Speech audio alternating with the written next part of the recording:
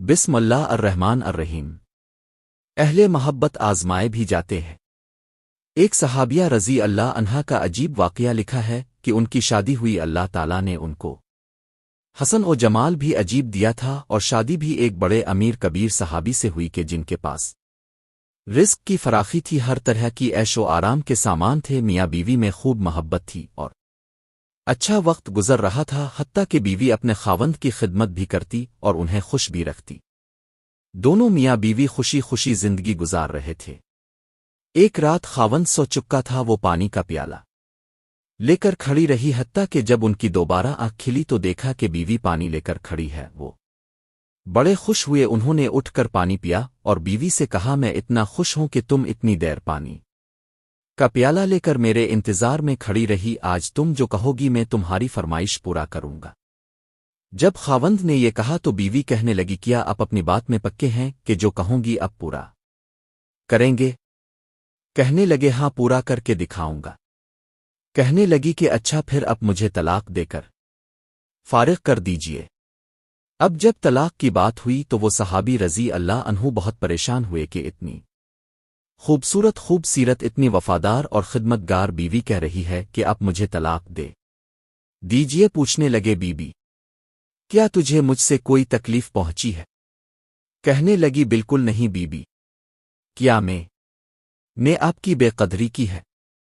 ہرگز نہیں، کوئی آپ کی امیدوں کو توڑا ہے، کوئی آپ کی بات پوری نہیں کی؟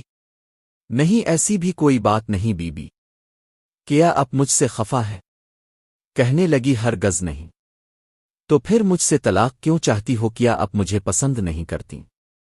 کہنے لگی، یہ بات بھی نہیں، پسند بھی بہت کرتی ہوں، محبت کرتی ہوں، اسی لیے خدمت کرتی ہوں۔ آپ نے کہا تھا کہ میں آپ کی بات کو پورا کروں گا، لہٰذا آپ مجھے طلاق دے کر فارغ کر دیں۔ وہ صحابی حیران ہیں کہ قول بھی دے بیٹھے، کہنے لگے، اچھا صبح ہوگی تو ہم نبی علیہ السلام کی خدمت میں جائیں گے اور اب میں اللہ ہم سے جا کر فیصلہ کروا لیں گے۔ وہ کہنے لگی، بہت اچھا۔ چنانچہ میاں بیوی رات کو سو گئے۔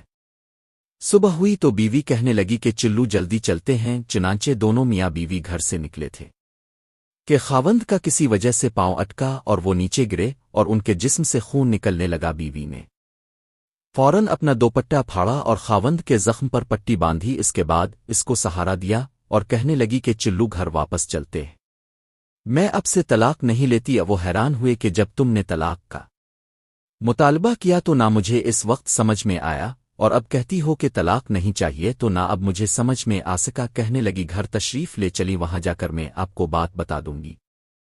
جب گھر جا کر بیٹھے تو کہنے لگی کہ مجھے بتاؤ تو صحیح، کیا بات ہے؟ کہنے لگی، اپنے چند دن پہلے نبی علیہ السلام کی حدیث سنائی تھی کہ جس بندے سے اللہ رب العزت محبت کرتے ہیں، اس بندے کے اوپر اس طرح پریشانیاں آتی ہیں جس طرح پانی اونچائی سے ڈھلوان کی طرف جایا کرتا ہے۔ میں نے نبی علیہ الصلاۃ والسلام کا فرمان سنا، میں دل میں سوچتی رہی کہ میں نے اب کہ گھر میں کوئی پریشانی نہیں دیکھی، کوئی غم نہیں دیکھا، کوئی مصیبت نہیں دیکھی، تو میرے دل میں خیال آیا کہ میرے آقا کی بات کچی ہے، ایسا تو نہیں کہ میرے خاوند کے ایمان میں فرق ہو، میرے خاوند کے اعمال میں فرق ہو، میرے خاوند سے اگر پروردگار کو محبت نہیں تو میں اس بندے کی کیا خدمت کروں گی؟ اس لیے جب آپ نے کہا کہ میں تمہاری بات پوری کروں گا تو میں نے کہا کہ میں اس بے